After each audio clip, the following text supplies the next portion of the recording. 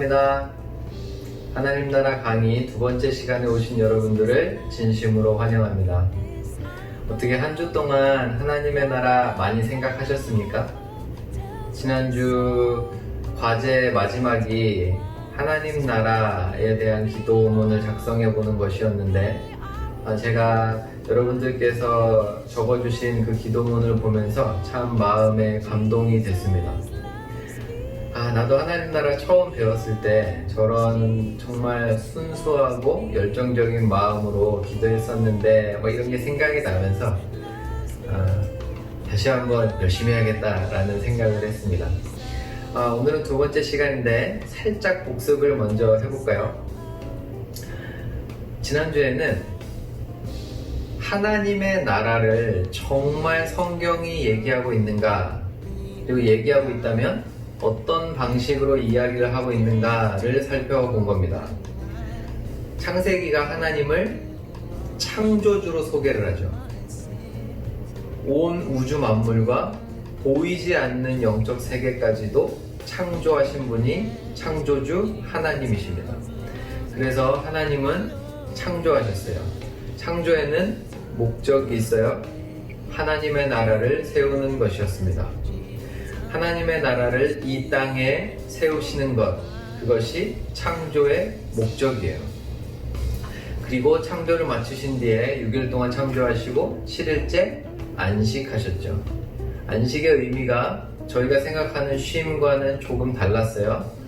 안식은 하나님께서 하나님 나라의 왕으로 등극하시는 시간이라고 표현을 했고, 하나님의 영광이 온전히 드러나시는 시간이었고, 피조물인 저희들의 입장에서는 사랑과 공의와 정의가 넘쳐 흐르는 하나님의 통치에 온전히 순종하는 시간, 진리가 우리를 자유케 하는 시간, 그래서 안식하는 것, 그것 자체가 우리의 신앙이 고백되는 시간, 그것을 안식이라고 표현했습니다.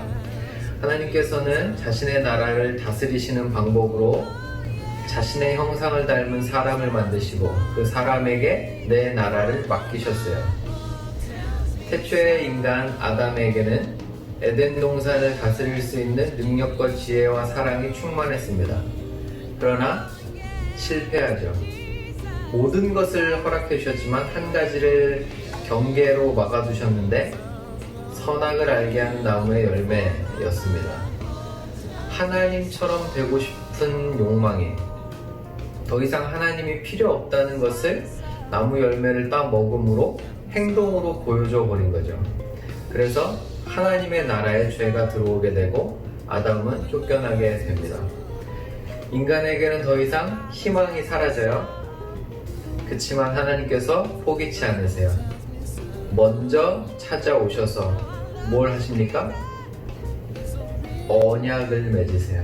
이제 두 번째 시간과 세 번째 시간 내내 살펴볼 것이 이 언약인데, 온 우주를 만드신 그 능력의 말씀 그대로 우리 인간에게 말씀해 주십니다. 약속을 맺어주세요.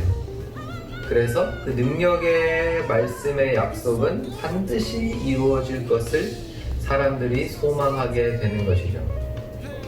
그래서 저희가 구약과 신약을 살펴보았고, 그 마지막에는 하나님 나라에서 더불어 왕노릇하는 개념이 어떤 것인지를 간략하게 살펴보았습니다. 오늘은 이제 언약 중에서도 하나님이 성경에 언약을 굉장히 많이 맺으세요. 많은 사람들과 함께 계속 언약을 갱신시켜 가시면서 맺으시는데, 핵심적인 언약 6개, 그 중에서 먼저 3개를 살펴볼 것입니다. 본격적으로 강의를 시작하기 전에 찬양 먼저 함께 부르시겠습니다. 오늘 찬양은 주가 다스리는 나라에서입니다.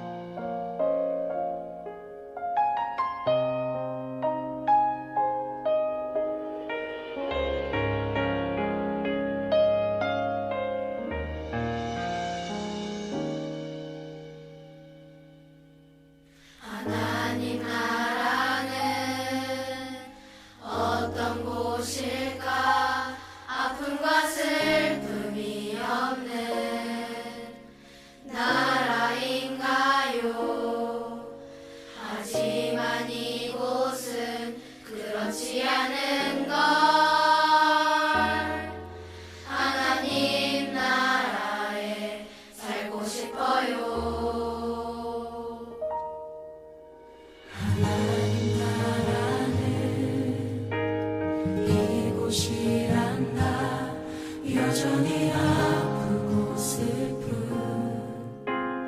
일이 있지만 행복과 기쁨이 여전히 있는 것 우리가 하늘과 땅의 통로야 이 땅에서 하늘 뜻을 품고 사는 자들 믿음으로 하늘 뜻을 보여주는 자들 보내어진 자리에서 동참하는 자들 믿음으로 주님 보길 소망하는 자들 하나님이 세상을 지으사 회복하고 통치하시네 주님이 이곳에 나타나오시는 날 세상과 우리는 완전하게 변할 것 땅에서 하늘 뜻을 품고 사는 자들 믿음으로 하늘 뜻을 보여주는 자들 보내어진 자리에서 동참하는 자들 믿음으로 주님 보길 소망하는 자들 아름다운 세상을 만들어 너희에게 전해줄 거야 그것이 우리가 해야 할 사명인 걸 그가 다스리는 그의 나라에서 하나님이 세상을 지으사 회복하고 통치하시네 주님이 이곳에 나타나오시는 날 세상과 우리는 완전하게 변할 거야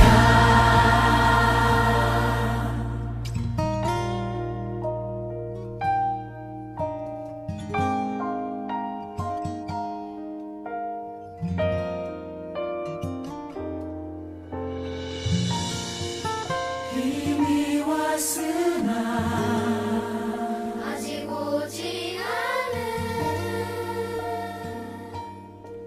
지금 여기 임한 그 나라 지금 이루어가고 앞으로 이루어갈 평화의 나라 하나님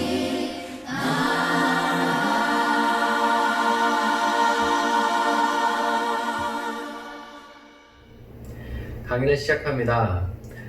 두 번째 시간의 제목은 언약으로 성취하는 하나님의 나라입니다. 언약으로 성취를 해요. 하나님의 나라는 침노하는 자의 것이거든요. 이 의미는 좀 더 이제 살펴보기로 하고, 언약 할 때 언약, 말로 하는 약속이죠. 그런데 우리가 말하는 약속과는 좀 다릅니다. 사람이 말로 하는 약속은 잊혀지기도 쉽고 법적인 근거를 가지지 못하거나 가져도 아주 약하죠. 그러나 하나님이 말씀으로 맺으신 약속은 달라요. 반드시 이루어지죠. 그래서 히브리어로 언약을 베리트라고 하는데, 이 베리트라는 말은 그냥 개인과 개인이 약속할 때 쓰지 않았어요. 한 나라와 한 나라가 계약을 맺을 때 썼던 단어입니다. 뭐 종주권 계약 이런 거 맺을 때 썼던 단어가 베리트, 언약이라는 말이에요. 그래서 영어로 언약, 베리트를 번역할 때 프라미스, 약속이라고 번역하지 않고 커버넌트, 계약이라고 번역을 합니다. 하나님께서 이 무거운 공적인 의미의 이 언약을 사람과 맺으세요. 여러 명과 여러 번 맺으세요. 그 중에서도 저희는 가장 대표적인 언약 6개. 그 중에서도 오늘은 아담 언약, 노아 언약, 아브라함 언약 이 앞부분의 3개를 배워보려고 합니다. 1번 아담 언약입니다. 아담 언약은 행위 언약이라고도 불려요. 왜냐하면 그 선악과를 먹는 행동, 행위로 그 언약의 성공과 실패가 나뉘기 때문에 그렇습니다. 그래서 행위 언약이라고도 많이 부르는데 이 아담 언약 부분은 지난주와 겹치는 내용들이 좀 있기 때문에 빨리 넘어가려고 해요. 핵심은 아담이 인류의 대표자로 세워졌다는 것. 이걸 잘 설명하는 구절이 고린도전서 15장 22절입니다. 아담 안에서 모든 사람이 죽은 것 같이 그리스도 안에서 모든 사람이 삶을 얻으리라. 아담 안에서 모든 인류가 죽은 것 같이 아담이 모든 인류의 대표라고 소개가 되는 것이죠. 이 아담은 하나님의 대리왕, 봉신왕으로서 에덴을 다스리게 됩니다. 제가 지난주에는 대리왕이라는 표현을 썼고 오늘은 봉신왕이라는 표현을 썼는데 사실 같은 의미입니다. 봉신이라는 뜻은 봉건제도 시대 때 왕에게 군사적인 충성과 내 충성을 바치고 대신에 영토를 하사받는 신하, 사람을 의미합니다. 그러니까 사실상 같은 의미죠. 아담은 하나님 나라의 봉신왕으로서 에덴에 세워지게 돼요. 충분히 에덴을 다스릴 수 있는 능력도 아담이 받았죠. 그의 안에는 신적인 지혜와 충만한 사랑이 가득했습니다. 그걸 잘 보여주는 구절들이 창세기 2장 23절. 하와를 보자마자 내 뼈 중에 뼈, 살 중에 살이라고 표현을 하죠. 이것은 굉장히 시적인 표현이잖아요. 이렇게 생각하시면 돼요. 너무너무 사랑해요. 이런 의미가 아니에요. 너는 나다라는 표현이에요. 부부는 연합하여 한 몸을 이루죠. 이것은 단순히 육체적인 성관계만을 의미하는 말은 아닙니다. 둘이 연합하여 한 몸을 이룬다 할 때 예수님이 부활하실 때 몸 입으세요. 몸만 표현할 때 진짜 썩어질 이 살, 몸을 뜻할 때가 있고 몸이라고 말해도 영혼과 몸이 전인격적인 이 합일체를 말할 때가 있는데 여기서는 후자의 의미로 쓰인 겁니다. 둘이 연합하여 한 몸을 이룬다 할 때 아담이 이것을 노래로 표현한 거예요. 하와를 보자마자 이는 내 뼈 중에 뼈, 살 중에 살이라 너는 나야 라고 표현을 한 겁니다. 예수님께서 율법을 요약하실 때 하나님을 사랑하고 내 이웃을 내 몸과 같이 사랑하라고 하시죠. 이 의미도 여기에 있습니다. 하여튼 아담은 에덴 동산을 다스리기에 충분한 지혜와 사랑을 받아요. 지혜는 창세기 2장 19절이 잘 보여주고 있습니다. 여호와 하나님이 흙으로 각종 짐승 새 다 짓고 아담에게 데려가니까 아담이 이름을 짓죠. 하나님이 보시기에 오, 잘 짓네 라고 할 정도로 지어요. 그렇지만 아담은 한 가지 시험이 남아 있었습니다. 아담이 충분한 능력을 가지고 있었음에도 자신의 마음대로 하나님의 나라를 다스리는 건 아니에요. 물론 자신이 원하는 것, 그때는 죄가 없었기 때문에 아담이 원하는 것이 하나님이 원하시는 것과 거의 동일했어요. 그러나 딱 한 가지는 하면 안 되는 거죠. 아담이 하나님이 될 수는 없는 거예요. 그렇지만 결국 하나님 이제 필요 없어. 내가 하나님이 되겠어. 내가 다스리겠어. 라고 몸으로 표현을 해버리는 것이 선악과를 따먹는 사건입니다. 그래서 나는 이제 하나님에게서부터 떨어져 나가겠다라고 행위로 보여주는 것이죠. 아담 언약이 깨어지게 됩니다. 15페이지 맨 아래 단락에 제가 이걸 이렇게 표현했어요. 그러나 아담은 자신의 행위로 드러내야만 했던 시험에서 실패함으로 하나님께서 약속하신 많은 언약의 축복들이 그 즉시 멈추게 됩니다. 그 아래 부분들에 써놓은 내용들은 굉장히 현실적인 거예요. 하나님을 두려워하게 돼요. 한 몸을 이룬 배우자와의 관계가 깨져요. 어찌하여 네가 선악과를 따먹었느냐? 하나님이 내게 주신 여자 때문에 먹었습니다. 라고 남편이 아내에게 핑계를 돌리고 책임을 돌리죠. 관계가 깨지는 거예요. 신뢰가 깨지는 거예요. 믿음이 깨지는 거예요. 그리고 신적인 지혜와 사랑이 죄로 물들어요. 죄가 들어온 이후에 아담의 능력은 현저하게 망가집니다. 선을 이룰 능력을 완전히 상실해요. 의는 없으니 한 명도 없게 되는 것입니다. 생명나무를 얻을 수 없게 되었습니다. 언젠가는 하나님이 정해놓으신 때가 되었을 때까지 아담이 선악을 알게 하는 나무 열매를 먹지 않고 자신에게 주신 그 능력과 은사를 가지고 충성스럽게 하나님의 나라를 통치했다면, 다스리고 섬겼다면 언젠가는 하나님께서 그 생명나무의 열매를 먹게 하셨을 텐데 이 나무를 먹을 수 없게 되는 것이죠. 가장 결정적으로 그와 그의 아내는, 한 몸을 이룬 그와 그의 아내는 하나님과 함께하는 에덴 동산에서 쫓겨나게 됩니다. 하나님과 함께할 수 없게 되는 것이죠. 창세기 3장 23절 24절 여호와 하나님이 에덴 동산에서 그를 내보내어 그의 근원이 된 땅을 갈게 하시니라.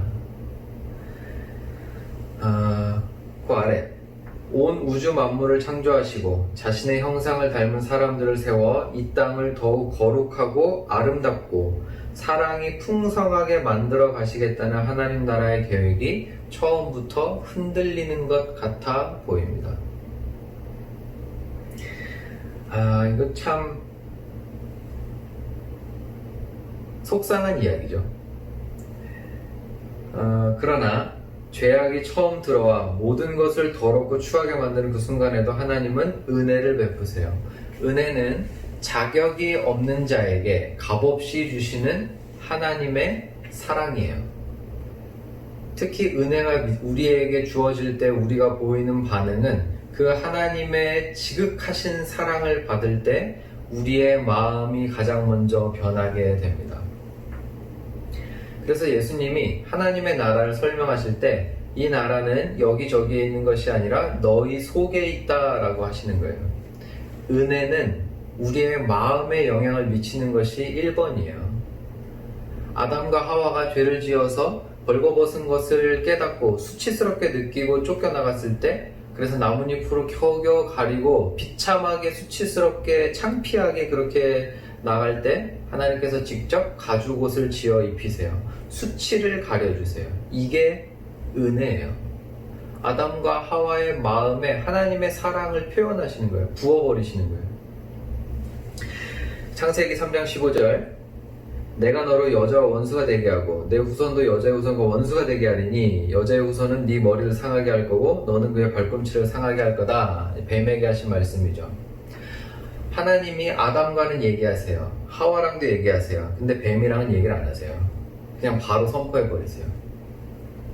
또 재밌는 표현은 여인의 후손이 뱀과 다툽니다. 여인의 후손이 네 머리를 상하게 하는 거예요. 여인은 죽을 거고 그의 후손이 계속 이어질 텐데 뱀은 죽지 않아요. 끝까지 가는 거예요, 사탄이. 그래서 여인의 후손이 네 머리를, 뱀의 머리를 밟을 것이다 라고 하나님께서 이 태초의 복음이라 불리는 창세기 3장 15절의 말씀을 주시는 것입니다. 그 아래따라 여기 밑줄을 쳐두시면 좋을 것 같아요. 뱀의 후손과 여인의 후손의 싸움이 시작되었습니다. 뱀의 후손, 뱀과 뱀의 후손, 그리고 여인의 후손 간의 싸움이 시작됩니다. 이것은 하나님 나라와 사탄 나라의 싸움이 시작되는 거예요. 창세기는 11개의 족보 이야기가 나와요. 톨레도시라고 부르는데 엄밀히 말하면 족보는 아니지만 이제 족보의 형태와 의미를 가지기 때문에 저희가 족보라고 번역합니다. 창세기는 11개의 족보로 이야기가 구성이 되어 있어요. 천지의 대략이라, 그 다음에 데라의 족보, 야곱의 족보, 이런 식으로 족보가 이렇게 나와요. 이 족보는 뭐냐면 이 두 나라의 싸움, 하나님 나라 계열과 사탄 나라 계열의 족보가 어떻게 이어지는지를 창세기가 보여주는 거예요.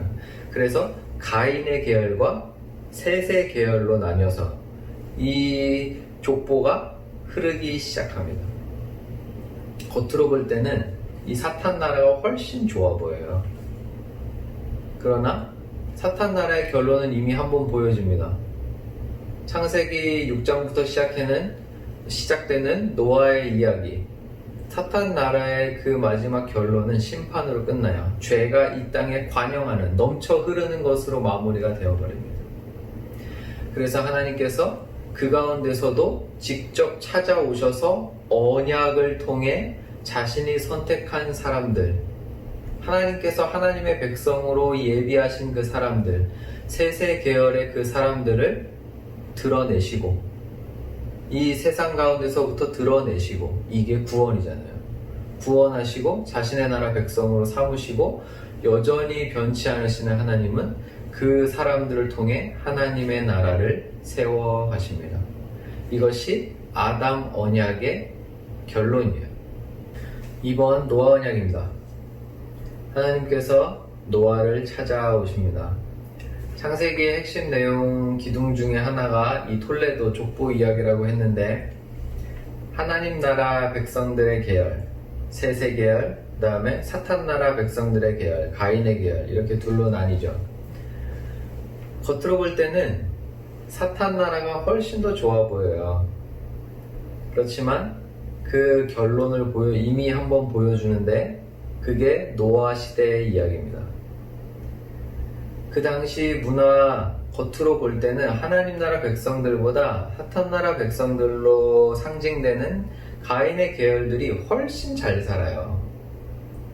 훨씬 잘 살아요. 자기 욕망대로 그냥 막 거의 폭주하다시피 문명이 발전하고, 그리고 자신이 원하는 대로 막 다 하면서 살고, 그래서 문명이 발달합니다. 그러나 그 결과는 이 땅에 죄악이 가득한 것으로 끝이 나요. 성경이 이걸 뭐라고 표현하냐면, 창세기 6장 5절에 여호와께서 사람의 죄악이 세상에 가득함과 그 마음으로 생각하는 모든 계획이 항상 악해요. 항상 악해요. 하나님께서 굉장히 오래 기다리신 거예요. 베드로전서 3장 20절에 방주를 예비할 동안 노아의 날에 하나님이 오래 참고 기다리셨고 라고 이야기를 합니다. 하나님께서 이 가인의 계열과 셋의 계열, 그러나 가인의 계열도 하나님께서 사랑하셔서 하나님의 형상들을 창조한 인간들이잖아요. 돌아오기를 기다리셨지만 하나님을 뒤에 둔 채 전력으로 하나님과 멀어지기 시작합니다. 그 결과는 죄가 가득하고 생각하는 모든 것이 악해요. 생각하는 모든 것이, 매 순간 사람이 생각을 하면서 사는데 매 순간 생각하는 모든 것이 악해요. 이거는 지옥 아닙니까? 사람이 밥 먹고 숨 쉬면서 사는데 생각하는 모든 것이 게으르고, 모든 것이 폭력적이고, 모든 것이 음란하고, 모든 것이 하나님이 기뻐하시지 않는 것만 생각하면서 그걸 행동하면서 그걸 이루기 위해 힘을 다해서 살아가는 것. 이게 노아 시대죠. 그래서 하나님이 한탄한다 라고 표현하세요. 17페이지 그 아래 단락에, 그래서 철저하고도 남김이 없는 충분한 심판이 시작됩니다. 모든 피조물 가운데 유일하게 하나님과 교제할 수 있고 하나님의 다스리심을 대신하여 그 영광을 드러낼 수 있는 인간이 완전히 죄인이 된 거예요. 그래서 물 심판이 이루어지는 것이죠. 그렇지만 그 가운데에서 노아는 구원을 얻습니다. 은혜죠. 은혜가 뭐라 그랬죠? 값없는 자에게, 자격 없는 자에게 값없이 주시는 하나님의 사랑이에요. 노아가 이 은혜를 입어요. 창세기 6장 8절 그러나 노아는 여호와께 은혜를 입었더라. 여호와의 눈 안에 있었다라는 그 속담인데 노아가 여호와께 은혜를 입어요. 방주 이야기잖아요. 120년 동안 노아가 방주를 만들고 그 방주로 노아와 그의 가족들만 살아남는 이야기. 어떻게 보면 진짜 무시무시한 이야기죠. 전 인류가 죽고 노아와 그 가족들만 살아요.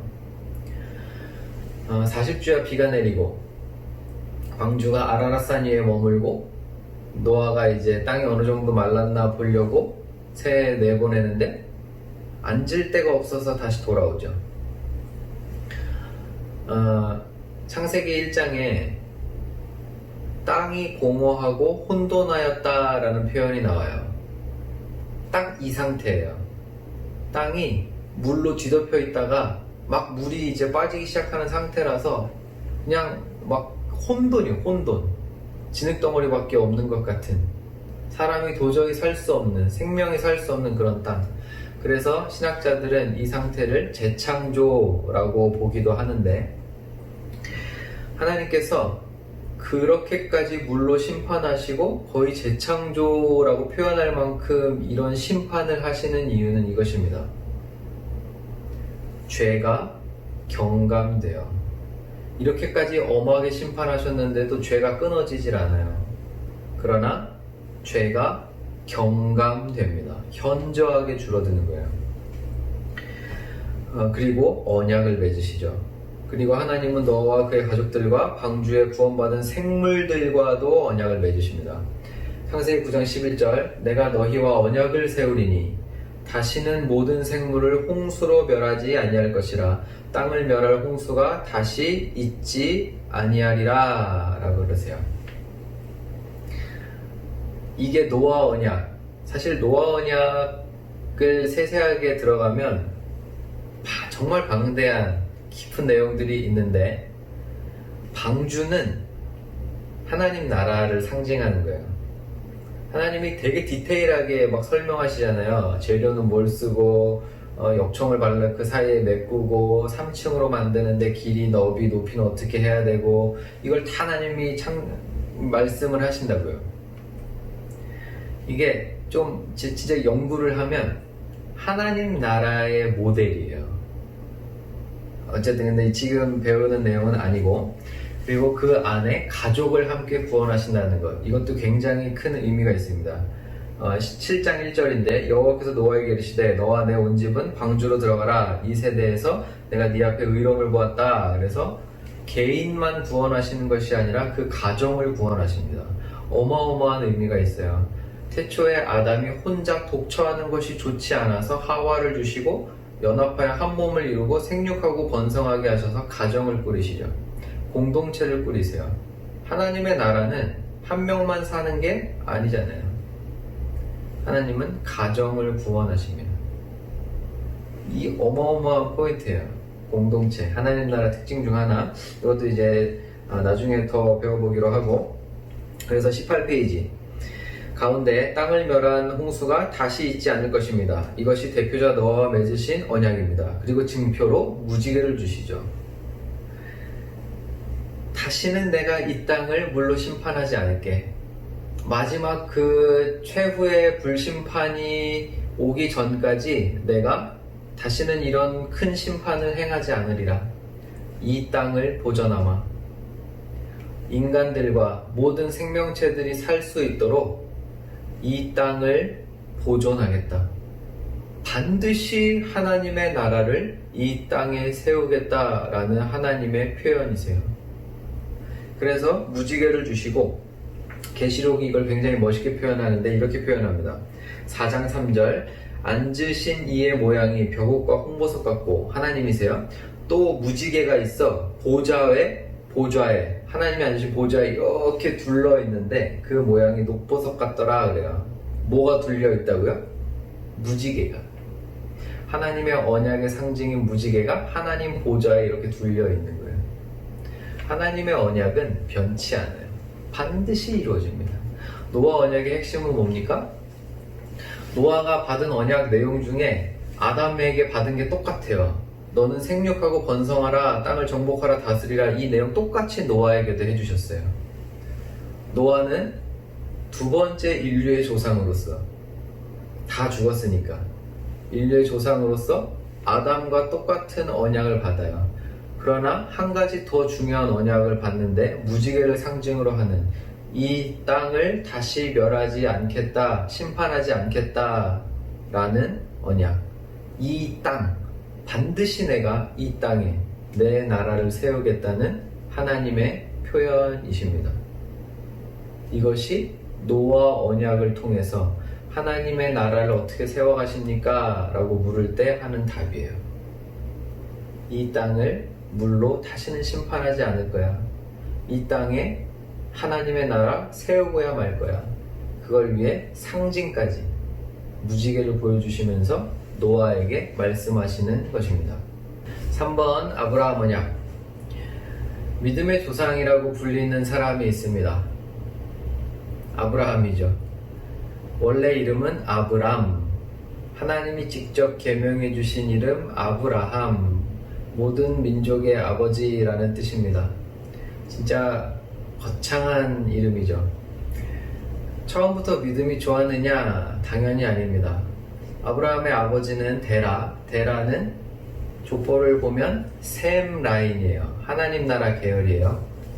그렇지만 이방 땅에 살면서 그 당시 초고대 문명의 가장 활발한 동네 우르, 달의 여신을 섬겼었는데 우르라는 동네에서 우상 숭배를 하던 가문의 사람입니다.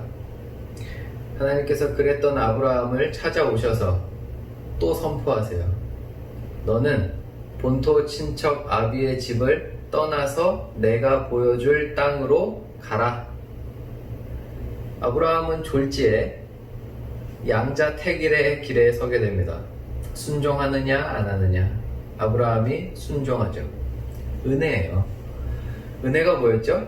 자격 없는 자에게 값없이 주시는 하나님의 사랑입니다. 그 넘치는 사랑을 받으면 마음의 감화, 감동의 변화가 일어나요. 아브라함이 그 은혜를 받고 말씀에 순종하여 나아갑니다. 그 땅에 가라. 그러면 그제서야 이제 설명을 하시는데 너에게 그 땅을 주고 자녀를 주고 복을 주리라. 복을 준다 수준이 아니고 복의 근원이 되리라. 복 부어줄게, 복 많이 줄게가 아니고 네가 복이다 라는 거예요. 엄청난 차이죠. 아브라함이 이 말씀을 받아요. 사실 창세기 12장 1, 2, 3절인데 한번 볼까요? 창세기 12장 1, 2, 3절. 여호와께서 아브라함에게 이르시되 너는 너의 고향과 친척과 아비 집을 떠나 내가 내게 보여줄 땅으로 가라. 그러면 내가 너로 큰 민족, 이게 자녀예요. 큰 민족을 이루고 내게 복을 주어서 네 이름을 창대하게 해줄게. 너는 복이 될지라. 어느 정도입니까? 너를 축복하는 자에게는 내가 복을 주고 너를 저주하는 자에게는 내가 저주하리니 그 땅의 모든 족속이 너로 말미암아 복을 받을 거야 라는 거예요. 이제 엄청난 복이죠. 땅을 주고 자녀를 주고 복이 되게 해주겠다예요. 19페이지 그 맨 아랫줄 쪽에 복의 근원은 지구상의 많은 나라와 백성들이 아브라함의 자손을 통해 하나님 나라의 영광과 복을 받게 될 것이라는 약속입니다. 하나님이 지금 아브라함을 통해서 하나님 나라의 뼈대들을 세워가시고 있는 거예요. 15장에서 창세기 15장에서는 이것을 언약으로 확증하십니다. 이게 그 아까 말했던 베리트예요. 근데 굉장히 재미있는 부분이 나와요. 아브라함이 언약식을 준비해야 됐어요. 언약을 정식으로 체결하기 위해서 공적으로 이제 남기는 거죠. 그래서 아브라함이 암소와 암염소와 새들 막 이런 것들을 다 쪼개요. 새는 안 쪼갰고, 그래서 이제 이렇게 딱 제단 위에 벌려놓는 거죠. 원래 고대 근동에서는 어떻게 체결했냐면 언약의 당사자 양쪽이 그 잘라놓은 쪼개놓은 짐승들 고기들 사이로 지나가요. 그러면 언약이 체결이 되는 거예요. 이게 무슨 의미냐? 우리 둘이가 지금 이 조항들의 약속을 한다. 그리고 이 사이를 지나간다는 것은 만약에 어느 한쪽이 이 언약을 파기한다면, 이 언약을 깨버린다면, 이 언약을 지키지 않는다면 그 사람은 이 잘린 고기처럼 생명을 잃을 것이다 라는 엄숙한 맹세인 거예요. 근데 아브라함과 하나님이 언약을 맺잖아요. 그런데 하나님만 지나가세요. 아브라함은 열심히 제단 준비해 놓고 이렇게 좋습니다. 근데 흑암 가운데서 하나님은 횃불처럼 나타나셔서 그 사이를 지나가세요. 이게 무슨 의미입니까? 이 언약 내가 이루어내겠다는 거예요. 이 언약 반드시 내가 성취한다는 거예요. 하나님이세요. 하나님이 이 고기처럼 이렇게 쪼개지실 수 있습니까? 그럴 수 없죠. 반드시 지키신다는 거예요. 반드시 이 아브라함과 맺은 언약을 지켜내시겠다는 거예요. 이게 은혜예요. 아브라함은 사실 이 언약에 그렇게 신실하지 못해요. 그래서 자녀 이야기가 시작이 되는 겁니다. 아브라함 하면은 역시 떠오르는 이야기는 아들 이삭이죠. 100세에 얻어요. 100세. 그 전에 이미 사고 한번 치죠. 이제 아들 못 낳겠어 사라가. 그랬더니 여종을 들여서 이스마엘을 낳아요. 그때 하나님 뭐라 그러세요? 너의 정통 아들이 아니야. 언약의 아들이 아니야. 그래도 네 씨니까 내가 복은 준다 라고는 하세요. 그렇지만 반드시 사라의 태를 통해 너의 자녀가 나올 거라는 거예요. 왜요? 그 당시 문화로는 아무 문제가 없어요. 하가를 들여서 여종을 들여서 자녀를 낳는 건 오히려 잘하는 행동이었다고요. 그 당시에는 가문을 이어나가기 위해서, 그리고 그 당시에 그 가족의 수를 늘리기 위해서 권장되는 일이잖아요. 근데 하나님은 안 된다는 거예요. 왜요? 가문은 그렇게 세울 수 있을지 몰라도 하나님의 나라는 그렇게 세우는 게 아니에요. 사람의 방식으로 세우는 게 아니에요. 사람이 생각했을 때 더 좋겠다라는 방법으로 세우는 나라가 아니라고요. 아담이 선악과 먹고 선악을 알게 하는 나무 열매 먹어서 더 지혜로워지면 더 좋았을 것 같았을걸요? 그런데 하나님의 나라 그렇게 세우는 거 아니에요. 말씀에 순종해서 세우는 거예요. 그래서 100세에 아무도 딴지 못 거는 사람이 낳았네, 사라 대단하네 이 말 안 나오게 100세, 태가 완전히 끊긴 여인의 90세가 되는 할머니의 몸을 통해서 생명을 주십니다.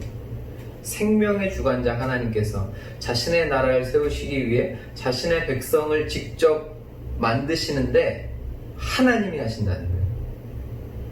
그래서 이삭이 그렇게 중요한 인물이 되는 것입니다.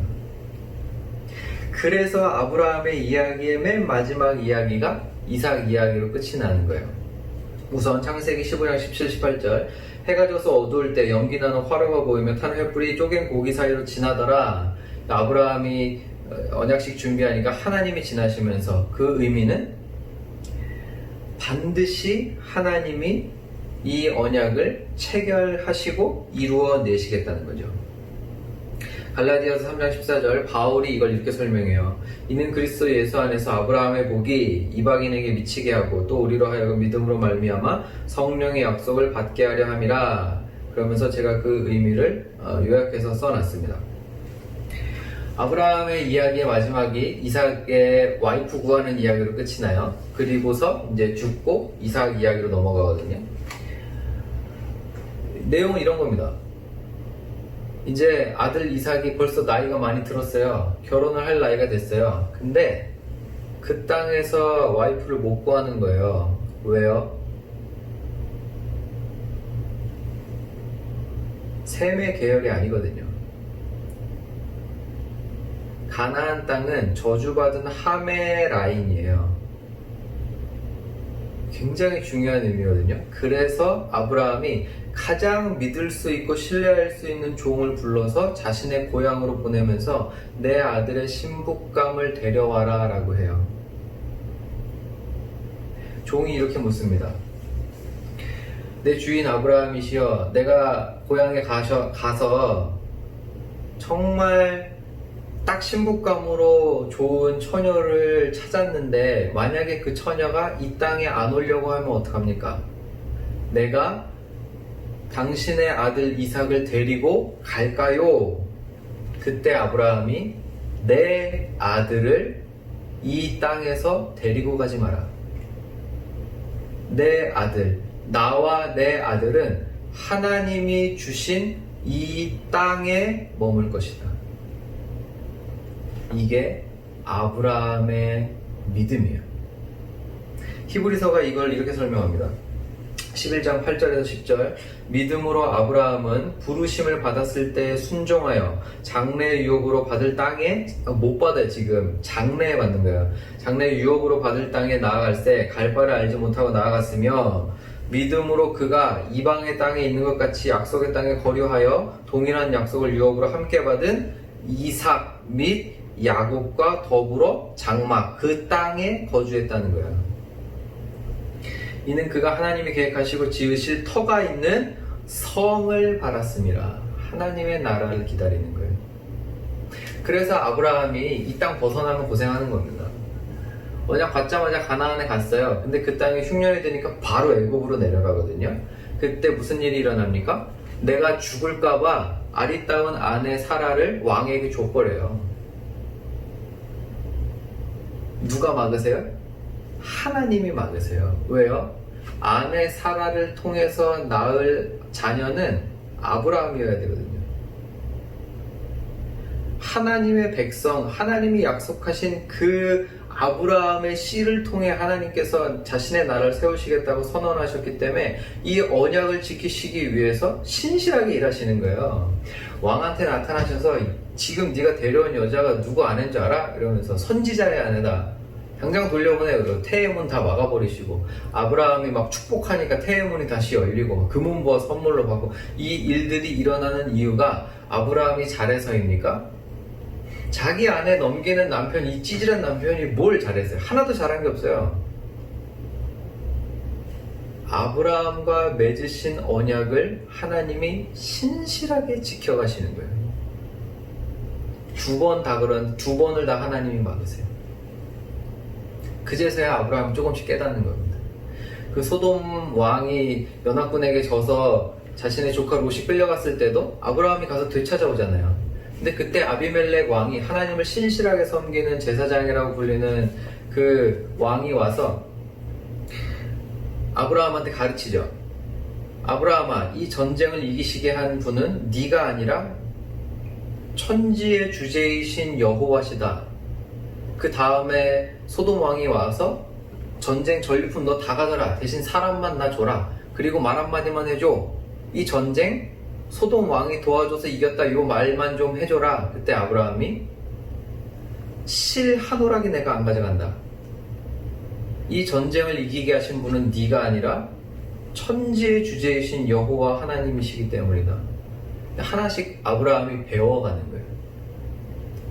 하나님께서 자신의 나라를 세우시기 위해서 나의 삶에 어떻게 역사하시는지, 하나님께서 그 언약을, 그 말씀을, 약속의 말씀을 이루시기 위해서 한 인간의 삶을 어떻게 이렇게 다듬어 가시는지 아브라함이 경험하고 믿음이 성장해 가는 겁니다.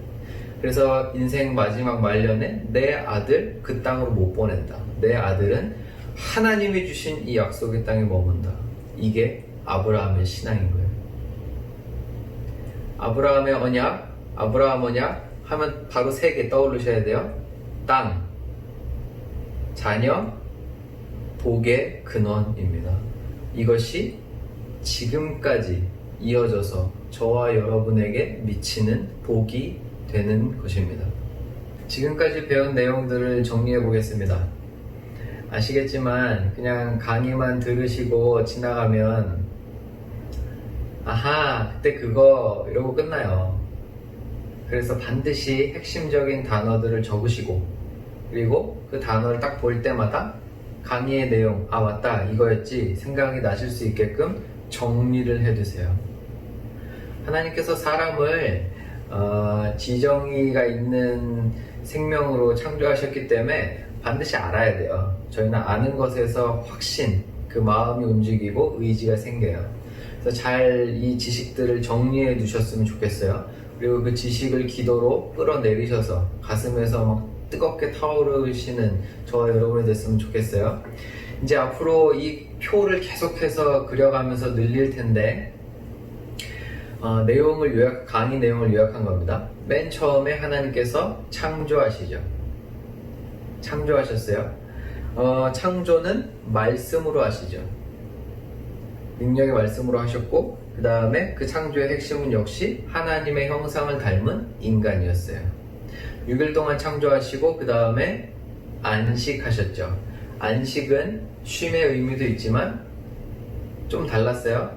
하나님의 영광이 온전히 드러나기 시작하는, 그래서 하나님께서 하나님 나라의 왕으로 등극하시는 즉위식이었고, 그래서 우리의 입장에서는 하나님의 통치를 온전히 받는, 진리가 우리를 자유케 하는 시간, 안식이라고 표현했습니다. 그리고 에덴 동산을 두셨죠. 에덴 동산을 만드시고 거기에 아담을 두세요. 아담은 누구였습니까? 대리왕이었죠. 하나님을 대신해서 에덴을 다스리면서, 그러나 그 아담이 홀로 독처하는 것이 좋지 않아서 하와를 주세요. 둘이 연합하여 한 몸을 이루는 공동체, 가정, 여기서부터 시작을 하게 되는 것입니다. 그리고 그 아담과 하나님이 언약을 맺으세요. 아담 언약. 근데 워낙 이게 행위로 결정이 나기 때문에 행위 언약이라고도 부릅니다. 그런데 사탄이 들어오죠. 아담이 반드시 해야 될 일 중에 하나, 에덴을 지키며 경작하는 거에서 실패합니다. 사탄의 유혹에 아담이 넘어가죠. 그래서 선악을 알게 하는 지식의 나무 열매를 먹습니다. 나는 이제 하나님이 필요 없다라는 행동의 선언이었죠. 그래서 언약의 실패, 언약이 깨어져요. 그렇지만 하나님께서는 그 아담과 하와를 내쫓아내시면서도 가죽옷을 지어 입히시고 뱀을 저주하시면서 여인의 후손과 사탄이 영원토록 다툴 것을, 그리고 그 마지막에 여인의 후손이 뱀의 머리를 밟을 것을 선언하십니다. 그리고서 시간이 많이 흘러요. 이 땅의 죄가 관영해집니다.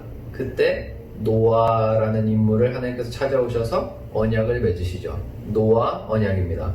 노아 언약의 핵심은 물 심판이에요. 물 심판. 그런데 그 심판이 끝난 뒤에 무지개를 주시면서, 무지개의 상징은 뭐죠?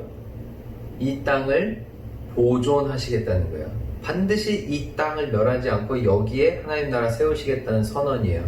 그래서 하나님의 나라를 세우시겠다는 강력한 의지의 표현이 노아 언약이시고, 그러나 그렇게 시간이 흐른 뒤에는 바벨탑으로 결론을 맺게 됩니다. 이때도 여전히 제가 강의 때 설명 못했는데 노아의 세 아들 셈, 함, 야벳이죠. 이 세 명 중에 셈과 야벳은 복을 받고 함은 저주를 받아요. 왜요? 아버지의 벌거벗은 모습을 보고 조롱한 게 함이에요. 벌거벗은 것을 보고 조롱해요. 아담과 하와가 선악과 먹자마자 깨달았던 게 뭐예요? 자신들이 벌거벗은 것을 보고 수치를 느끼는 거거든요. 이 부분. 그리고 하나님께서 가죽옷을 입혀서 아담과 하와에게 은혜를 베풀어 주신 것처럼 셈과 야벳은 아버지의 하체를 덮어요. 가려드려요. 이게 은혜죠. 그래서 축복과 저주로 나뉘어요. 하여튼 그렇게 해서 이제 노아 언약이 끝이 나고, 그 다음에 아브라함을 찾아오셔서 언약을 맺으십니다. 아브라함 언약이에요. 창세기 12장 1, 2, 3절은 그냥 통째로 외워버리셔야 돼요. 그렇게 아브라함 언약 맺습니다. 아브라함 언약 하면 바로 떠올라야 되는 게 세 가지 요소. 땅, 자녀, 복. 땅은 그 약속의 땅, 가나안 땅. 자녀는 그 아들, 100세 얻은 아들 이삭 이야기로 핵심이 돼요. 하나님이 주신 아들이에요. 사람의 힘으로 이루는 나라가 아니에요. 하나님이 이루시는 거예요. 그 다음에 복, 복의 근원. 너를 통해 내 나라를 시작한다. 이래서 아브라함이 이제 복의 근원이 되는 것. 여기서 또 아까 강의 때 설명 못 드렸는데 창세기 15장에 아브라함이 이를 믿음에 하나님이 그 아브라함의 믿음을 의롭다 여기세요. 의롭다 여기세요. 엄청 중요한 단어. 구원받는다라는 말이 의인인 되었다라는 말과 동일하거든요. 하나님께서 아브라함이 그것을 믿음에, 하나님의 말씀을 믿음에 그것을 의로 여겨주세요. 그래서 그 상징으로, 표징으로 할례를 주십니다. 그래서 할례 못 받으면 이스라엘 백성에게서 잘려나가요. 그래서 나중에 신약시대 때 와가지고 바울과 그 대적자들이 할례 가지고 그렇게 싸우는 겁니다. 그러나 처음부터 할례의 상징은 이방인도 포함되어 있다는 것, 그리고 열방을 향한 그 복이 할례에도 들어있다는 것을 하나님께서 설명하시죠. 그건 이제 나중에 한 번 더 설명을 드리기로 하고, 그렇게 해서 이제 요 표를 잘 외워두십시오. 이걸 계속 늘려나갈 겁니다. 그래서 하나님 나라 지식적인 부분에서 흔들리지 않도록 잘 정리를 해두시고, 그 지식이 우리의 신앙의 밑거름이 되어서 지금 이 순간 내 삶에 정말 하나님의 나라를 이루어가고 있는가, 우리가 우리 스스로를 되돌아보며 다시 한번 용기를 얻고 하나님께 은혜를 얻는 저와 여러분이 되셨으면 좋겠습니다. 과제 안내 드립니다. 지난주와 동일하게 이거 맨 끝에 있는 22페이지의 질문들은 한번 정리하시는 데 사용하시고, 제게 보내주실 질문은 문자로 보내드리겠습니다. 또 유튜브 아래에 올려놓을 테니 보시고 제 문자와 메일로 보내주시면 됩니다. 이번 한 주 동안 하나님 나라 많이 생각하시고 하나님 나라를 위한 기도 많이 드리시고, 어제까지는 우리 가정의 이 부분이 죄의 다스림을 받았다면 오늘부터는 이 부분 내가 사랑으로 섬기겠다, 하나님의 통치 받겠다 작정하시고 하나님의 나라 이뤄내시는 저와 여러분이 되기를 간절히 바랍니다.